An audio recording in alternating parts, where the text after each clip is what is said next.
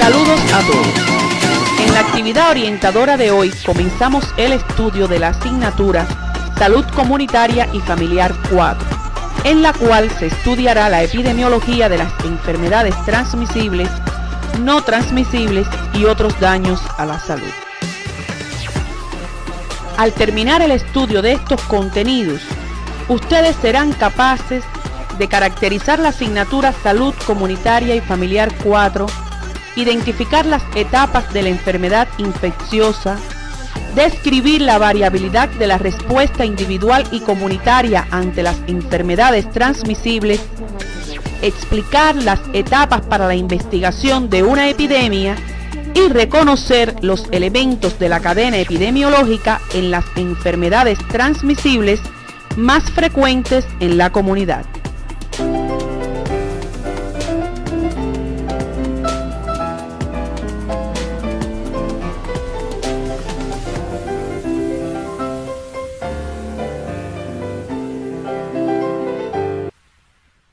La asignatura se imparte durante 16 semanas y se desarrolla a través de dos grandes temas. El primero de ellos relacionado con las enfermedades transmisibles y el segundo con las enfermedades no transmisibles y otros daños a la salud. El sistema de evaluación está dado por evaluaciones frecuentes semanales, las que incluyen además al finalizar cada tema la realización de un taller integrador, los cuales se desarrollarán en la semana 10 y 15. En la semana 16 se realizará la evaluación final teórico-práctica. En el tema enfermedades transmisibles serán estudiados, entre otros aspectos, sus características generales, los elementos de la cadena epidemiológica que la constituyen, el período de incubación y transmisibilidad, así como las medidas que deben desarrollarse para su control. Elementos estos que le permitirán desarrollar habilidades para su futuro desempeño como médico en el sistema de salud. En relación a las enfermedades no transmisibles y otros daños a la salud, se identifican la magnitud del problema, los grupos y factores de riesgo, así como las medidas de prevención, recuperación y de rehabilitación. Antes de iniciar el estudio de las enfermedades transmisibles, definiremos los términos de infección e infestación. Se define como infección a la penetración, multiplicación e invasión de un agente infeccioso en el cuerpo del hombre o de los animales. Cuando no se manifiestan síntomas o signos, la infección es llamada inaparente o asintomática, y cuando estos se desarrollan, estamos en presencia de una infección aparente o enfermedad infecciosa. Por otra parte, el término infestación se relaciona con ciertas enfermedades producidas por agentes que no ingresan al organismo humano, sino que permanecen en su superficie y pueden transmitirse a otro huésped, como son la escabiosis y la pediculosis, que estudiaremos más adelante. Las enfermedades transmisibles o infecciosas son aquellas causadas por la transmisión de un agente infeccioso o sus productos tóxicos desde un reservorio a un huésped susceptible. Esta transmisión puede producirse directamente de una persona o animal infestado o de forma indirecta por medio de un huésped intermediario de naturaleza vegetal o animal, de un vector o un componente del medio ambiente inanimado. La importancia del control de estas enfermedades radica en que provocan una alta mortalidad en países subdesarrollados y en especial en grupos de edades extremas como niños y ancianos. Constituyen causa de ausentismo laboral y escolar y son motivo frecuente de consulta en la atención primaria de salud. A las enfermedades transmisibles también se les puede llamar enfermedades infecciosas o contagiosas, y el rasgo que las identifica es que son causadas por un agente biológico. Las enfermedades infecciosas o transmisibles son el resultado final del proceso infeccioso, el cual se inicia con la infección. Es importante tener en cuenta que no siempre que se produce una infección aparece la enfermedad infecciosa, pues en este proceso intervienen un grupo de factores que influyen y determinan las formas de manifestación del evento en cada persona. Estos factores pueden agruparse en tres grupos fundamentales relacionados con el agente biológico, el huésped susceptible y el medio ambiente. Como recordarán, estos factores constituyen los elementos de la triada ecológica, ya estudiadas por ustedes. Pasaremos ahora a detallar brevemente cada uno de ellos y le proponemos profundizar su conocimiento en la bibliografía básica propuesta para el tema. Entre los factores relacionados con el agente biológico está la infectividad, invasividad, patogenicidad, virulencia, toxigenicidad, mutagenicidad, especificidad y antigenicidad, algunos estudiados por ustedes en asignaturas precedentes. Por su parte, el huésped susceptible cuenta con mecanismos de defensa contra los agentes biológicos, y son los llamados mecanismos de resistencia. Estos pueden ser inespecíficos y específicos, aspectos que serán estudiados más adelante en la asignatura. Y por último, el medio ambiente, que es otro de los factores que influyen en la forma de manifestarse los eventos infecciosos, al ejercer acciones sobre los agentes biológicos y el huésped susceptible. De la interacción agente-huésped susceptible puede surgir una gama o gradación de efectos, o sea, un espectro de respuestas entre los individuos afectados o expuestos, regidas por las características del agente por un lado y por las del huésped susceptible por el otro. A todas estas formas de manifestación entre huésped-agente se le denomina variabilidad de la respuesta individual o espectro clínico de las enfermedades infecciosas, el cual puede variar desde las formas asintomáticas, las subclínicas o incompletas y la completa o manifiesta de la enfermedad infecciosa, las que pasaremos a describir a continuación. La forma asintomática o enfermedad inaparente es aquella donde los individuos afectados no presentan síntomas ni signos de la enfermedad. Los familiares ni el propio paciente identifica el proceso y, por supuesto, el médico en el examen físico no detecta alteraciones. El diagnóstico de esta forma se establece solo mediante evidencias de laboratorio de microbiología con el aislamiento del germen o por estudios serológicos con la determinación de anticuerpos. Esta forma de la enfermedad infecciosa se identifica generalmente durante una investigación epidemiológica, con el estudio de un foco de infección de una enfermedad transmisible en encuestas, pesquisa o mediante exámenes especiales a grupos de riesgo. Las formas subclínicas no bien manifiestas o enfermedad incompleta es aquella en la que los individuos afectados pueden presentar un grupo de manifestaciones no típicas de la enfermedad. Entre ellas se identifican dos formas: la llamada enfermedad abortiva o frustre, caracterizada por la presencia de algunos síntomas y en ocasiones signos, pero fugaces y de corta duración, y no se desarrolla el proceso de la enfermedad de forma completa. El médico conoce por referencia del paciente que éste ha presentado alguna enfermedad, pero le cuesta trabajo orientarse hacia un planteamiento diagnóstico, por lo que tiene que recurrir a las evidencias diagnósticas.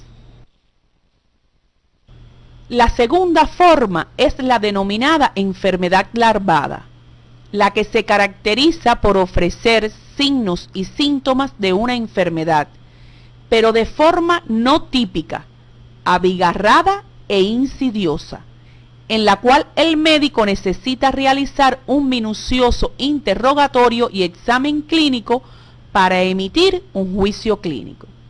Aquí también existe certeza de un proceso morboso, pero no resulta fácil identificarlo.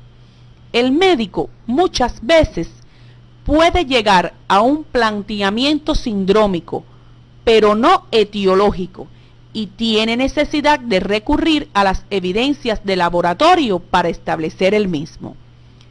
Para lograr el diagnóstico de estas formas incompletas, adquiere un gran valor la sospecha o el antecedente epidemiológico, ya sea por el contacto con otro enfermo, por proceder el caso de un área endémica o tomando en cuenta la situación epidemiológica imperante llamada genio epidémico.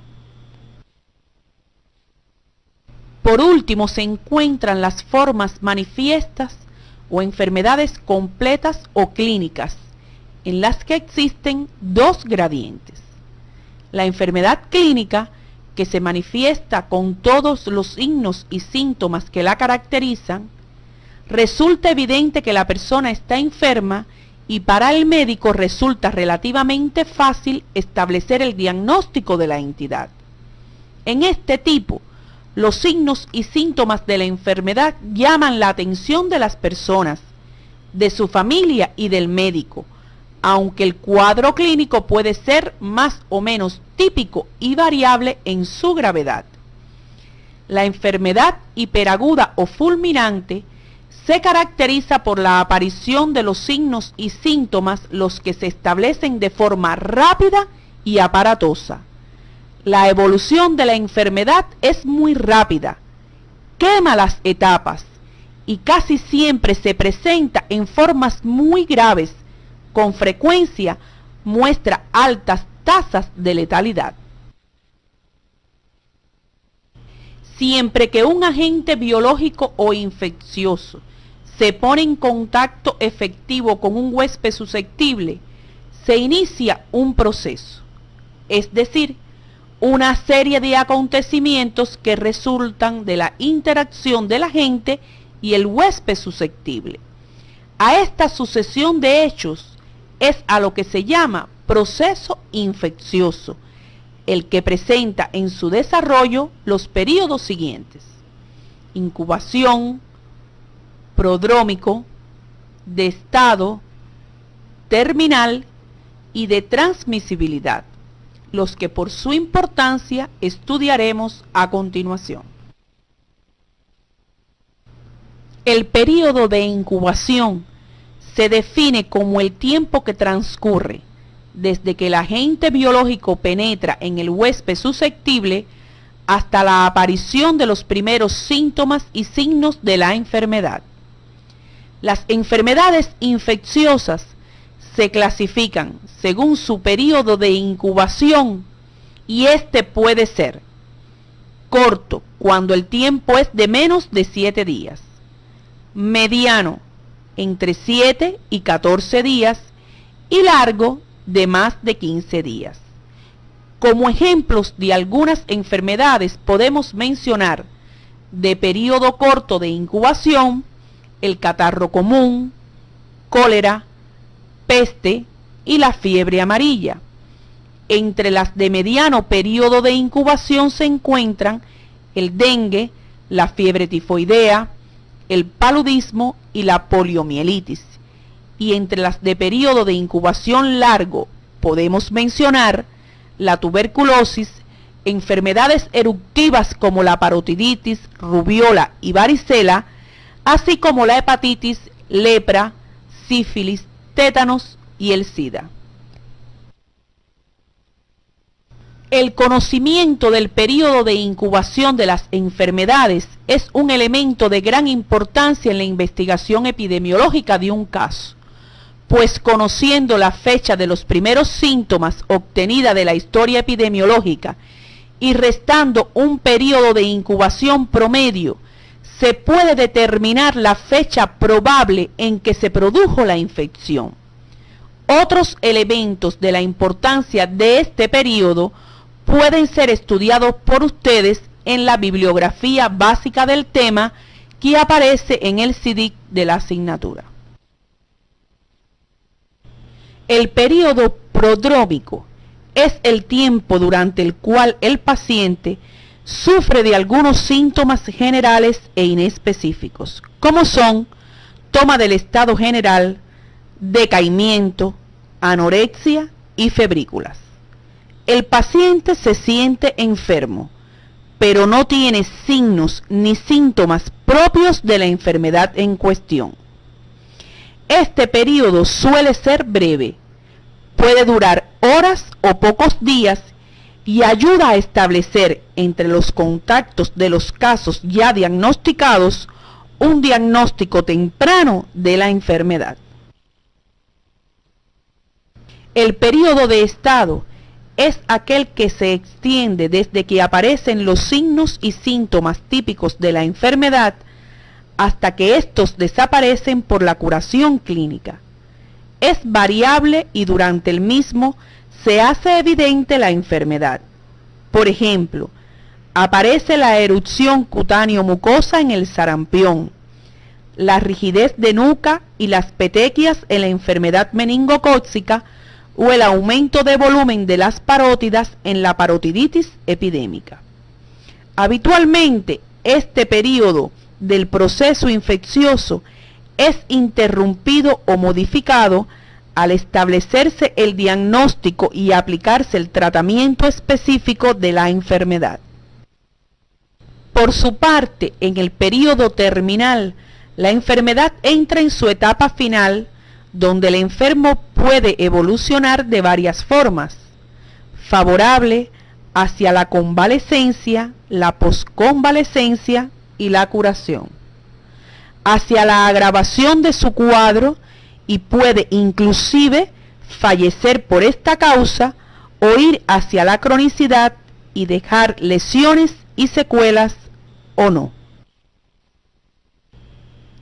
Es importante tener en cuenta que algunas enfermedades infecciosas muestran una característica evolutiva, y es que algunas personas que las padecen pueden evolucionar hacia la condición de portador, es decir, mantener albergado el agente biológico y ser reservorios activos, ya que se mantienen eliminándolos hacia el medio ambiente inmediato y sin embargo estar aparentemente curados, pues no presentan signos ni síntomas de la enfermedad.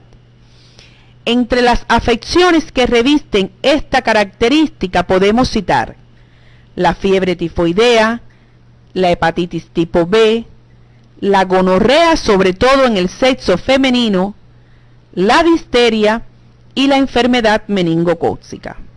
Por ello, en estas enfermedades se considera una alta clínica por desaparición de los síntomas y signos de la enfermedad y un alta epidemiológica cuando se obtienen los cultivos o pruebas inmunológicas negativos.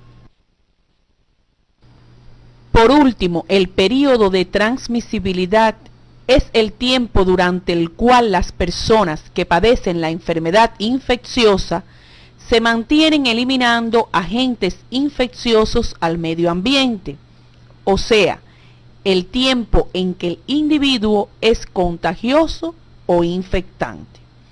Este periodo varía según las enfermedades y ni siquiera es similar para los distintos casos de una misma enfermedad. Su importancia epidemiológica radica en que durante el mismo se toman las medidas de control que consisten en el aislamiento del enfermo. Para profundizar en estos aspectos, les recomendamos estudien en el libro de texto Fundamentos de Salud Pública 2, capítulo 16, Enfermedades Transmisibles, que se encuentra en el CD de la asignatura. Hasta aquí hemos visto la respuesta del individuo ante la acción de los agentes biológicos y cómo se desarrolla el proceso infeccioso en el hombre. Sin embargo, este no vive de forma aislada, se agrupa en comunidades humanas que manifiestan formas de respuesta ante la acción de estos agentes biológicos. A estas respuestas se le conoce como la variabilidad de respuesta comunitaria del proceso infección-enfermedad.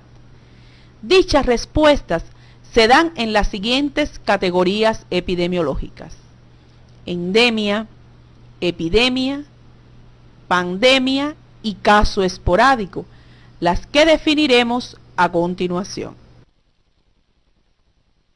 Endemia se define como el número de casos habituales de una enfermedad, o sea, es el comportamiento habitual o esperado de la enfermedad en un lugar determinado y durante un tiempo definido. Cada país o territorio tiene identificadas sus enfermedades endémicas. Por ejemplo, la enfermedad de Chagas en Venezuela y Bolivia, el dengue en algunos países de América Latina y el Caribe. Se considera como epidemia al número inusual de casos de una enfermedad que ocurre en un lugar determinado y en un tiempo definido. El número de casos en una epidemia tiende a ser elevado, por encima de las cifras esperadas para ese territorio y en ese periodo. Las epidemias son la resultante de la introducción súbita de un nuevo agente, el incremento brusco en el número de agentes circulantes en relación con el equilibrio que existía antes y el descenso de los niveles de resistencia inespecífica y específica en la colectividad por diferentes causas como la desnutrición, migraciones, conflictos bélicos y desastres naturales. El número de casos que nos indica la presencia de una epidemia varía de acuerdo con el tipo de agente, el tamaño y las características de la población expuesta, la experiencia previa sobre el mismo agente y muchos otros factores y condiciones. Por lo tanto, la epidemicidad de una enfermedad en un momento dado guarda relación con su frecuencia habitual para ese lugar y el momento en que se hace el análisis. Resultan ser con mucha frecuencia las fuentes de infección de estos episodios. Por su extensión espacial o territorial, se incluyen dos tipos de epidemias: las localizadas, en las cuales el proceso se circunscribe a un espacio bien delimitado, que puede ser, por ejemplo, un centro escolar, un centro de trabajo o un edificio multifamiliar, entre otros. Y las difusas, que a diferencia de las anteriores, los casos no se circunscriben a una zona delimitada, sino que se difunden en el territorio, por lo que es difícil delimitar el fenómeno epidémico durante su evolución. Por su parte, la pandemia se define como el número elevado de casos de una enfermedad que ocurre en un tiempo relativamente limitado, que pueden ser años y abarcar una gran extensión territorial, la cual incluye varios países o incluso continentes. Entre las enfermedades que tienen un comportamiento de esta naturaleza, citamos la gripe o influenza, el cólera y el SIDA. La duración de una pandemia está en estrecha relación con la vía de transmisión de la enfermedad. Por eso las pandemias de enfermedades de transmisión respiratoria suelen ser de corta duración. Otra forma de respuesta comunitaria en el proceso infección-enfermedad es el caso esporádico. Este se refiere a la aparición de casos aislados de una enfermedad sin relación aparente entre sí o con otro caso conocido. Estos casos aparecen en un lugar determinado y en un tiempo definido. En estos pacientes, por lo común, no se halla la fuente de infección, pero resulta de extraordinaria importancia el que se profundice en la investigación epidemiológica para hallarla, pues cuando logramos este objetivo, ya cambia la categoría epidemiológica de caso esporádico a caso secundario y se pueden aplicar medidas de control no solo sobre el paciente diagnosticado, sino sobre el reservorio que provocó la infección. Pasaremos a estudiar ahora la investigación de epidemias, la que se define como el procedimiento a través del cual se obtiene información complementaria sobre uno o más casos de determinadas enfermedades para establecer las fuentes, los mecanismos de transmisión y las medidas de control. Este tipo de investigación incluye la entrevista con el enfermo y sus contactos, la toma de muestras de laboratorio, la búsqueda de casos adicionales, la identificación del agente infeccioso, la determinación de su modo de transmisión, la búsqueda de locales contaminados y la identificación de los factores que contribuyeron a la ocurrencia del caso o de los casos. Todo el procedimiento debe iniciarse inmediatamente después de la notificación del caso o el examen de los datos, para asegurar que se apliquen medidas de control y o prevención en forma oportuna. La investigación de una epidemia constituye la típica investigación de campo, que permite dar las respuestas urgentes que reclaman los decisores en salud, especialmente los de nivel local. Hay circunstancias generales que indican cuándo se debe hacer la investigación de una epidemia, las cuales son: cuando la enfermedad es prioritaria para los servicios de salud y por tanto hay indicaciones específicas de investigar todos los casos notificados, y cuando la enfermedad excede la frecuencia usual. Para definir una enfermedad como prioritaria, se deben tener en cuenta criterios epidemiológicos de cada país y en función de los programas de control de las enfermedades existentes. Si una enfermedad tiene un alto potencial de transmisión, deberá ser investigada sin consideración a otro criterio. Cuando la enfermedad excede la frecuencia usual en un determinado periodo de tiempo y área geográfica, es necesario efectuar su investigación. La determinación de que la incidencia exceda la frecuencia habitual exige que se compare en forma continua la incidencia reciente con la notificada en intervalos anteriores. Esto puede observarse fácilmente si se construye un canal endémico previo. En este momento, ustedes se preguntarán, ¿qué es un canal endémico? El canal endémico es la representación gráfica del comportamiento histórico de un evento de salud y permite detectar precozmente cifras anormalmente altas o bajas de casos de una enfermedad en estudio. Se considera un instrumento utilizado por la epidemiología que nos permite conocer de manera oportuna si el número de casos notificados es el usual o esperado en cada semana o mes del año en curso, comparado con la frecuencia registrada para esa misma semana o mes en años anteriores. es decir, el comportamiento de una enfermedad, sea ésta transmisible o no, y con ello saber si su naturaleza es endémica, cuando los casos son esperados, o epidémica, cuando estos no lo son. Constituye de manera general un sistema de alerta para los servicios de salud.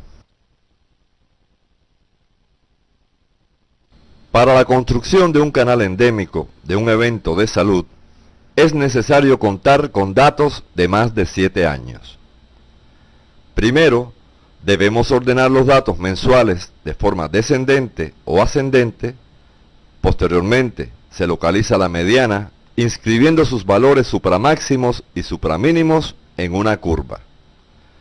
Los canales se caracterizan por 3 líneas obtenidas que definen el comportamiento esperado y límites superior e inferior de 4 zonas. Ellas son: zona de éxito, ubicada entre el eje de las abscisas y el límite inferior o curva del supramínimo. Zona de seguridad, entre el límite inferior o supramínimo y la curva de la mediana. En esta zona queda representado el comportamiento esperado del evento. Zona de alerta, entre la línea de la mediana que define el comportamiento esperado y el límite superior o inframáximo. Y por último, la zona de epidemia, que se ubica por encima del límite superior o curva del inframáximo. Si cada mes vamos trazando la curva de la incidencia correspondiente al año en curso, podemos ir evaluando el comportamiento de la enfermedad. En la gráfica pueden observar la serie mensual de varicela correspondiente a los años de 1990 al 2000 en Venezuela, donde se ordenaron los valores de la serie de manera descendente. Posteriormente, se procedió a obtener la mediana y se tomaron 2 filas de valores adicionales: la fila que está por debajo de los máximos valores inframáxima y la fila que está por encima de los mínimos supramínima. Estos 3 conjuntos de números se pueden inscribir en el gráfico, dividiendo el área del mismo en las 4 zonas ya descritas. Este canal permite inscribir los nuevos valores del evento en el periodo que se está vigilando, observar en qué zonas se encuentran y actuar en consecuencia. Observe que los valores que se encuentran por encima de la mediana ya representan un motivo de alerta o constituyen francamente una epidemia. Otro ejemplo, como se muestra en la imagen, es el canal endémico de la hepatitis viral A. En este canal se puede ir registrando mensualmente el comportamiento de la morbilidad por esta enfermedad. Como podrán observar, a partir del mes de junio, la hepatitis entra en la zona epidémica, mientras que de enero a mayo se mantuvo en zona de éxito. En la bibliografía básica del tema, página 421, pueden estudiar la forma de construir un canal endémico. Otros elementos que justifican la investigación de una epidemia son los siguientes: existencia de una fuente común de infección para 2 o más casos de enfermedad. La investigación de los primeros casos puede permitir identificar y corregir temprano el problema y así evitar la ocurrencia de un brote de mayores proporciones, especialmente en el caso de enfermedades transmisibles por agua o alimentos. Cuando la gravedad de la enfermedad parece ser mayor que en su forma habitual, y cuando se notifican 1 o más casos de una enfermedad que ocurre por primera vez o que hace mucho tiempo no ocurre en una zona específica. Los objetivos en la investigación de una epidemia son: identificación del agente causal de la enfermedad y de la fuente de infección para nuevos casos, y la aplicación de las medidas de prevención y control que reduzcan o eliminen la transmisión dentro de la población susceptible. Para ello, es necesario cumplir con varias etapas. Las principales son: establecer o confirmar el diagnóstico de los casos notificados e identificar su agente etiológico específico. Confirmar la existencia de un brote o una epidemia. Caracterizar la epidemia según variables de tiempo, lugar y persona.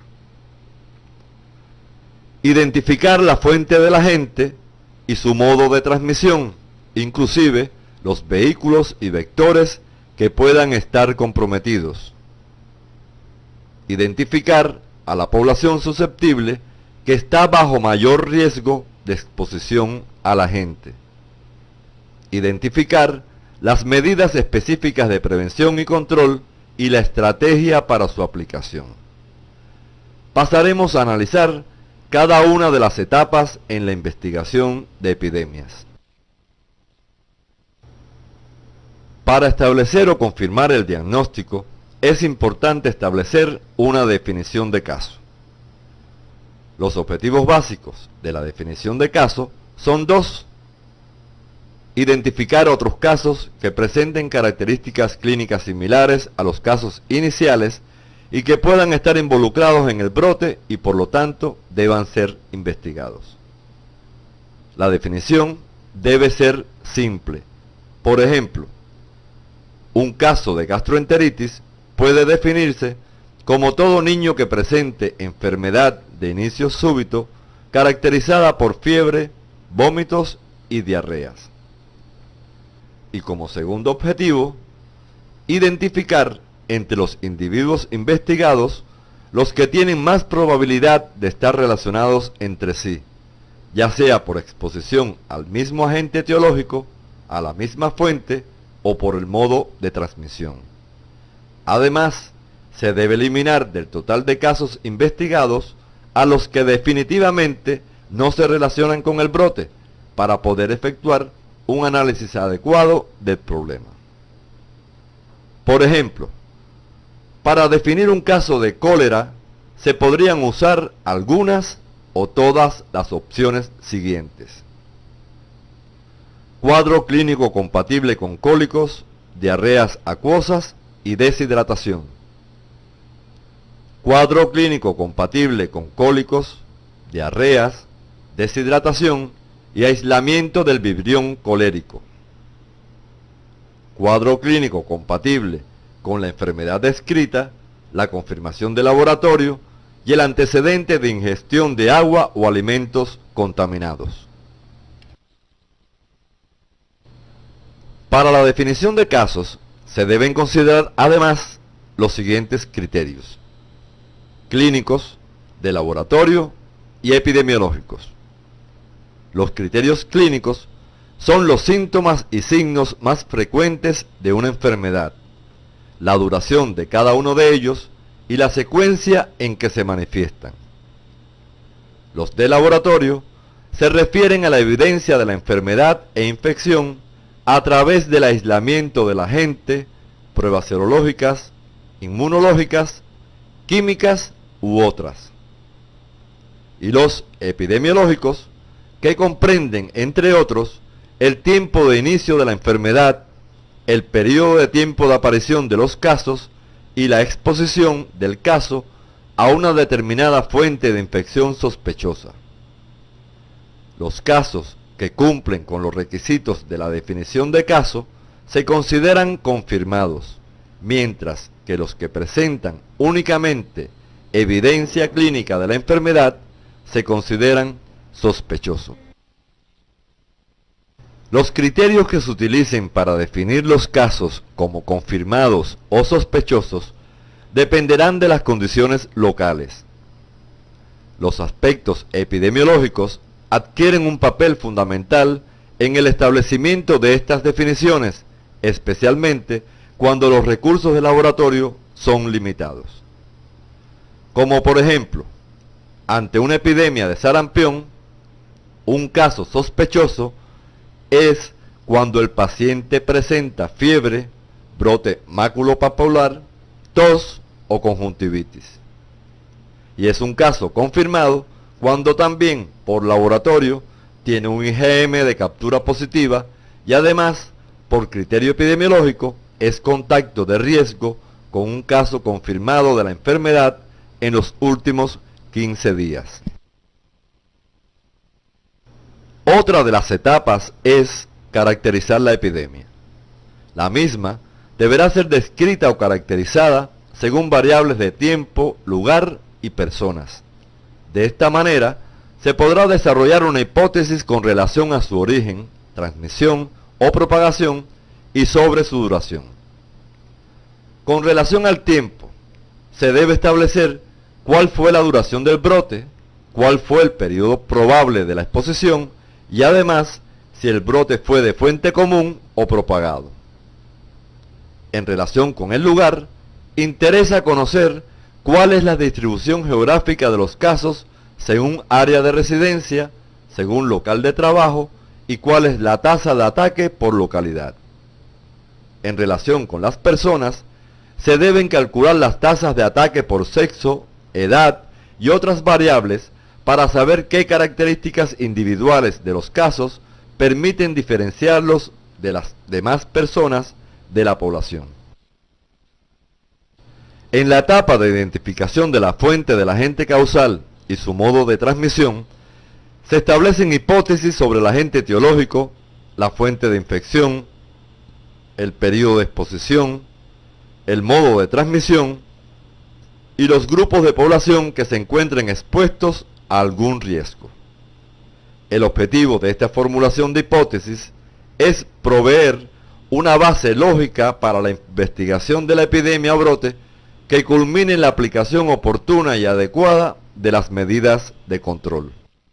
Las dos últimas etapas están en relación con la identificación de la población susceptible y las medidas específicas de prevención, control y desarrollo de estrategias. Cuando se confirman las fuentes de infección y el modo de transmisión, se debe identificar las personas o los grupos susceptibles que están más expuestos al riesgo de ser infectados, y se deben aplicar las medidas de prevención y control que sean pertinentes y apropiadas para cada situación. Otro de los aspectos esenciales en el estudio de las enfermedades transmisibles es el conocimiento de los elementos de la cadena epidemiológica, los que, como recordarán, son el agente causal o etiológico, el reservorio, la puerta de salida, la vía de transmisión, la puerta de entrada y el huésped susceptible, los cuales debe revisar en la bibliografía básica del tema que se encuentra en el CD de la asignatura. A continuación, les proponemos la siguiente tarea docente. A partir de la lectura del libro de texto Fundamentos de Salud Pública 2, capítulo 16, Epidemiología de las enfermedades infecciosas transmisibles, de las páginas 422 a la 435, confeccione un cuadro resumen en el que tenga en cuenta las etapas para el estudio de una epidemia y los aspectos que se cumplen en cada una de ellas.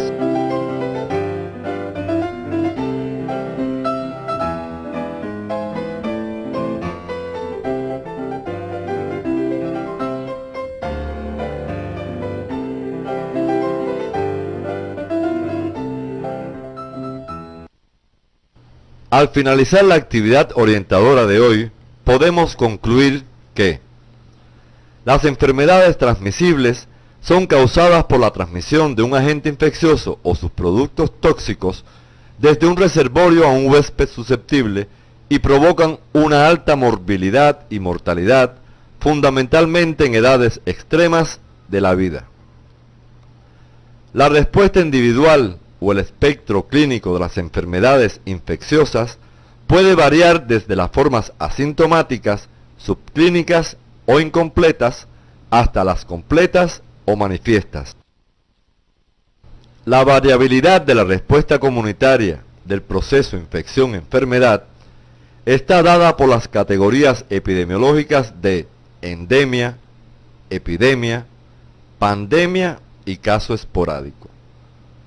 Para el estudio y control de las enfermedades transmisibles es imprescindible el conocimiento de los elementos de la cadena epidemiológica.